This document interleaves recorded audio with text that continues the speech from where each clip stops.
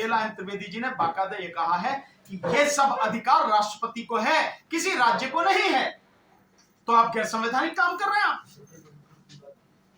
आपको जो संविधान के अनुरूप है वो बात करनी चाहिए थी, आप वो बात नहीं कर रहे। आपने देखा ना मामला है, एक आईएएस ऑफिसर, वो लेडी कौन सी है, पूजा, उसका मामला आया कि किस तरह से फर्जी सर्टिफिकेट बनाए, यानी फर्जी सर्टिफिकेट बनवा के भी आप आरक्षण खा रहे हैं। उन्हें दे नहीं रही, डी रिजर्व कर रहे तो भी खा रहे हैं, नॉट फाउंड सुटेबल कह के आप खा रहे हैं। तो पहले तो जो लोग खा रहे हैं उनसे वो लोग उनका पूरा करो, जिनका खाली पड़ा है। लगभग 25% आरक्षण SC ST और OBC का अभी तक खाली है। इस समय आप पहले उसे पूरा करो, वो पूरा नहीं किया और वर्गीकरण आप कर दिया। ये समाज को बांटने की घिनौनी साजिश है। समाज को जोड़ना चाहिए था, बांटा जा रहा है। सर अगर ये बीजेपी किसी की 0.1% है, किसी की 0.53% है, किसी की ½ है, किसी की 2.5% है, किसी की 2% है। तो जिनकी इतनी परसेंटेज है अब उनको सिर्फ उतना ही मिलेगा। और मैं दावे के साथ कहता हूं सिर्फ ये कागजों पे होगा, प्रैक्टिकल उन्हें बिल्कुल नहीं मिलेगा। और जो इतने में संतुष्ट हो जाएंगे, माना 1% की है, तो अगर सीटें हैं 100 सीटें हैं, 100 में से आपकी तो एक ही आएगी ना। आपको 1% है तो एक ही सीट मिलेगी, आप कितनी भी कोशिश कर लें। क्योंकि ऐसा तो होगा नहीं, आपके बच्चे अगर काबिल हैं तो उनको जो जनरल समाज में कंपीट भी करके, अगर जनरल समाज के बच्चों से बढ़िया नंबर आ रहे हैं तो आपको जनरल समाज में ले जाया नहीं। कोर्ट ने मना कर रखा कि जो जिस कैटेगरी में है, चाहे वो कितना भी बढ़िया हो, चाहे टॉप भी कर रहा हो, वो कैटेगरी में गिना जाएगा, जनरल में नहीं गिना जाएगा।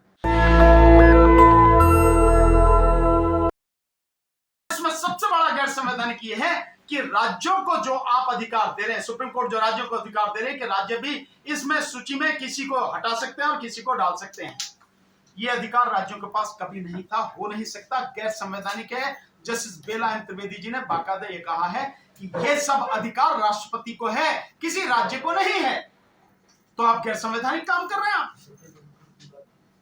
आपको जो संविधान के अनुरूप है वो बात करनी चाहिए थी, आप वो बात नहीं कर रहे हैं। आप संविधान के विरोध में ये बात कर रहे हैं।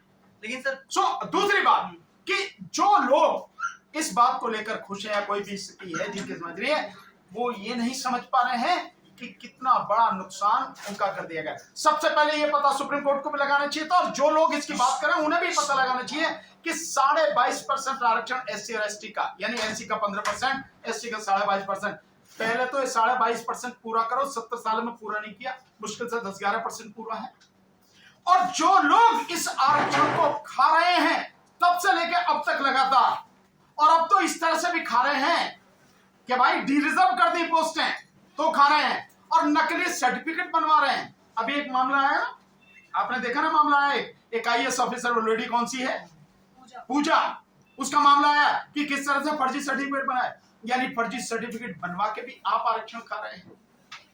उन्हें दे नहीं रही, डी रिजर्व कर रहे तो भी खा रहे हैं, नॉट फाउंड सुटेबल कह के आप खा रहे हैं। तो पहले तो जो लोग खा रहे हैं उनसे वो लोग उनका पूरा करो, जिनका खाली पड़ा है। लगभग 25% आरक्षण SC ST और OBC का अभी तक खाली है। इस समय आप पहले उसे पूरा करो, वो पूरा नहीं किया और वर्गीकरण आप कर दिया। ये समाज को बांटने की घिनौनी साजिश है। समाज को जोड़ना चाहिए था, बांटा जा रहा है। सर अगर ये बीजेपी कंफ्यूजन इस तरीके से दूर नहीं करती है कि आपस में ही कोई स्टैंड नहीं क्लियर होता है इनका, तो फिर क्या इस स्थिति में फंस रही है? क्योंकि SC ST के वोटर्स की वजह से ही इनकी सीटें कम आई अभी।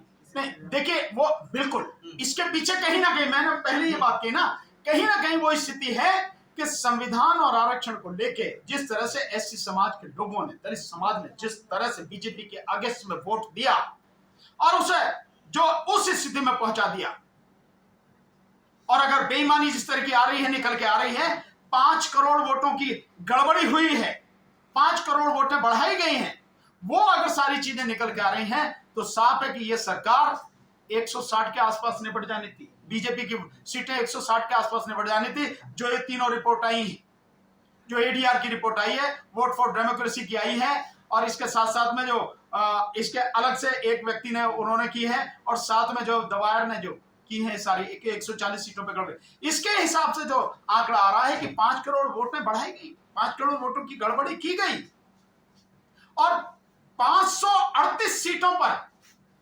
वोटें या तो ज्यादा पड़ी या कम, यानी 362 सीटों पर वोटें कम पड़ी हैं, कम गिनी गई हैं, जितनी पड़ी उनसे कम गिनी गई। कैसे कम निकली, कैसे? और 176 सीटों पर ज्यादा निकली, कैसे निकली? इन सबसे पता लगता है कि किसी भी हालत में यह सरकार बनती नहीं। और इस सरकार ने यह देख के कि जिस तरह से एससी समाज के लोगों ने उसके खिलाफ वोट दिया है, कहीं उसी के हिसाब से तो ये फैसला नहीं आया। लेकिन इस फैसले में नुकसान होगा ना, अब धर्म संकट में है बीजेपी की। जब उस गठबंधन में ही आम सहमति नहीं है इस मुद्दे पर, सुप्रीम कोर्ट के फैसले से कोई विरोध जता रहा है, कोई समर्थन दे रहा है, तो उसमें गठबंधन में भी टूट पड़ सकती है ना। नहीं, गठबंधन में टूट पड़ेगी, क्या होगा मुझे नहीं मालूम। गठबंधन को टूट के बजाय ये सोचना चाहिए धरातल पर रह के कि इससे कितना बड़ा नुकसान होगा। और मैं दावे के साथ कहता हूं कि अगर गठबंधन इकट्ठा होकर इस मसले पर एक मत से, एक ढंग से आंदोलन नहीं करेगा, जवाब नहीं देगा, सरकार से लड़ेगा नहीं, सुप्रीम कोर्ट के इस फैसले का विरोध नहीं करेगा, तो महागठबंधन जो हुआ है आने वाले चुनावों में उसके लिए भी दिक्कतें खड़ी होंगी। जो लोग अभी समर्थन कर रहे हैं वो आखिर समर्थन क्यों कर रहे हैं? आप विरोध में इसमें बोल रहे हैं, तो ये दलित सब कोटा निर्धारित होने से ये कहा जा रहा है कि इससे फायदा ही होगा कहीं ना कहीं, कि जिनको जरूरत है उनको मिलेगा। नहीं मिलेगा भाई, आप इस बहुत सीधा से देखिए, माना इस कोटे में किसी को 1% है, किसी की संख्या जो है 1% है, किसी की 0.25% है, किसी की 0.1% है, किसी की 0.53% है, किसी की 0.5% है, किसी की 2.5% है, किसी की 2% है। तो जिनकी इतनी परसेंटेज है अब उनको सिर्फ उतना ही मिलेगा। और मैं दावे के साथ कहता हूं सिर्फ ये कागजों पे होगा, प्रैक्टिकल उन्हें बिल्कुल नहीं मिलेगा। और जो इतने में संतुष्ट हो जाएंगे, माना 1% की है, तो अगर सीटें हैं 100 सीटें हैं, 100 में से आपकी तो एक ही आएगी ना। आपको 1% है तो एक ही सीट मिलेगी, आप कितनी भी कोशिश कर लें। क्योंकि ऐसा तो होगा नहीं, आपके बच्चे अगर काबिल हैं तो उनको जो जनरल समाज में कंपीट भी करके, अगर जनरल समाज के बच्चों से बढ़िया नंबर आ रहे हैं तो आपको जनरल समाज में ले जाया नहीं। कोर्ट ने मना कर रखा कि जो जिस कैटेगरी में है, चाहे वो कितना भी बढ़िया हो, चाहे टॉप भी कर रहा हो, वो कैटेगरी में गिना जाएगा, जनरल में नहीं गिना जाएगा। तो तुम्हारी तो एक ही आएगी, एक से ज्यादा नहीं मिलेगी।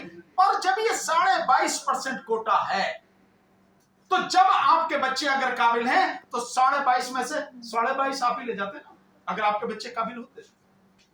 लेकिन अगर आप काबिल भी होंगे आज तो आपको एक ही मिलेगी। आपके बच्चे हैं 15 काबिल, तो 15 उसमें 22.5 में तो आ जाते, ले जाते। लेकिन अब 15 काबिल हैं पर परसेंटेज आपको एक है, तो एक ही मिलेगा, निर्वाह। यह है बड़ा नुकसान, और यह भी मिलने वाला नहीं है। मैं दावे के साथ कह रहा हूं कि मिलने के लिए कोई चीज होती है, कहीं व्यवस्था नहीं भी हो तो भी नियत अगर साफ है तो किसी का हक मारा जा रहा है उसे दे दिया जाता।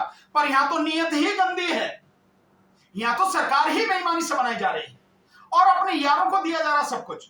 वो पूंजीपति जो टैक्स का सबसे कम हिस्सा देते हैं, उनको इस देश का सबसे बड़े जो दौलत है उनके हवाले की जा रही है।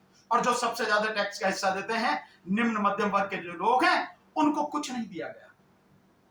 आप इस चीज को तो तुम्हें कैसे दे देंगे? ये किसी को कुछ देने वाले नहीं है, ये समाज को बांटने की साजिश है। अफसोस साजिश में सरकारों के साथ कोर्ट भी शामिल हो। अंतिम सवाल ये है कि जो मोदी सरकार है उससे आप उम्मीद कर रहे हैं कि वो कोई ऑर्डिनेंस या कुछ इसके खिलाफ लेके आए, आपको उम्मीद है, या फिर आप लोग कुछ प्रदर्शन भी करेंगे? वकील क्या करेंगे? देखिए, हम आंदोलन करेंगे, हम हर स्तर पर आंदोलन करेंगे। हम साथी, मैं अकेला इस बात को अभी नहीं कर सकता, हम सारे साथी बैठ के संगठनों के साथियों से बात करके, अपने एडवोकेट साथियों से बात करके हम सब करेंगे। हमारे साथी जो इसमें रिव्यू पिटीशन डालने की तैयारी कर रहे हैं लगातार, क्योंकि 30 दिन का समय होता है रिव्यू पिटीशन का। रिव्यू पिटीशन डालेंगे, देन उसके बाद में लीगल बैटल के साथ साथ हम लोग जो सड़क पे हैं वहां भी आंदोलन करेंगे। लेकिन ये सारी बातें बैठ के डिसाइड होंगी सभी संगठनों साथियों के साथ। नेशनल दस्तक की आपसे गुजारिश है कि अगर इसको बचाना चाहते हैं तो नेशनल दस्तक को सब्सक्राइब करने के लिए रेड कलर के सब्सक्राइब बटन को दबाएं, फिर बेल आइकन की घंटी दबाएं। नेशनल दस्तक को बचाने के लिए बहुत जरूरी है कि हर खबर को शेयर करें, लाइक करें, कमेंट जरूर करें।